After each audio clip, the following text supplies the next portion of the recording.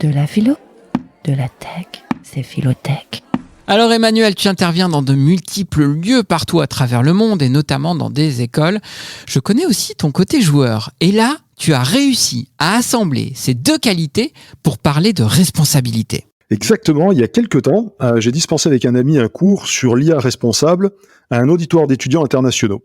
Et pour développer leur esprit critique sur des questions éthiques, on leur propose un petit scénario sous forme de dilemme moral. Alors, je sais pas si tu connais Button, la nouvelle écrite par Richard Matheson en 1970, ou peut-être le film qui en a été tiré, de Box, qui a été sorti en 2009. Imagine que tu as des revenus modestes et qu'un matin, tu trouves un colis sur le pas de ta porte. Dans ce colis, il y a une boîte cubique surmontée d'un bouton poussoir. La règle est la suivante. Si tu appuies sur le bouton, deux choses se produisent. Premièrement, tu touches la somme de 200 000 $. Alors, c'était 50 000 dans la nouvelle, mais peu importe. Et deuxièmement, quelqu'un que tu ne connais pas meurt quelque part dans le monde. À partir de là, on demande aux étudiants quelle option ils choisiraient de prime abord, et ensuite on les laisse débattre des options et de leurs conséquences. Alors, ce qui est intéressant, c'est que dans les deux groupes d'une trentaine de personnes chacun, à chaque fois, seules 2 ou 3 d'entre elles ont choisi, ou peut-être simplement assumé, d'actionner le bouton. Mais ce qui est encore plus intéressant à mon sens, c'est l'argumentation des personnes qui ont refusé d'appuyer. Pour l'immense majorité d'entre elles, l'idée est qu'on n'a pas le droit de tuer, voire de faire du mal à quelqu'un, même quelqu'un qu'on ne connaît pas, et même si on en retire un bénéfice, en l'occurrence une somme d'argent non négligeable. Oh, ça me rappelle le fameux dilemme du tramway, ton histoire. Mais sa pertinence est souvent remise en question au motif qu'il n'expose pas une situation réaliste. Est-ce qu'on ne serait pas dans le même cas ici ? Alors on peut effectivement émettre la même critique que pour le dilemme du tramway de Philippe Afout, et considérer que cette situation, elle est ridicule puisqu'irréaliste, et donc le dilemme est sans intérêt. Ou alors on peut considérer que ces dilemmes présentent le double intérêt de s'exercer à la réflexion éthique et d'être transposable à des situations réelles.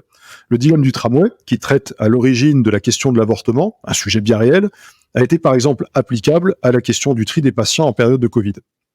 De la même manière, le dilemme du bouton est applicable de manière très élargie à l'ensemble de nos actes liés aux technologies telles que l'IA. Et c'est là que l'interaction avec les étudiants, elle devient intéressante.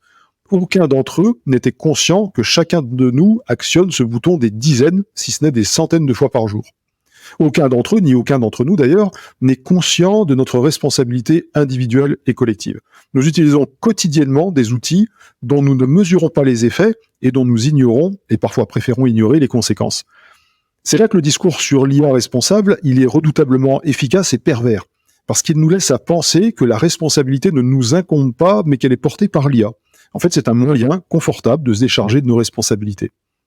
Et cette expérience avec les étudiants, il faut être clair, elle n'est pas circonscrite ni à une classe, ni à une école, ni à une génération. Elle nous concerne tous et toutes. Chaque fois que nous utilisons ces technologies, il y a des conséquences, et dans certains cas très négatives pour d'autres personnes dont nous ignorons tout.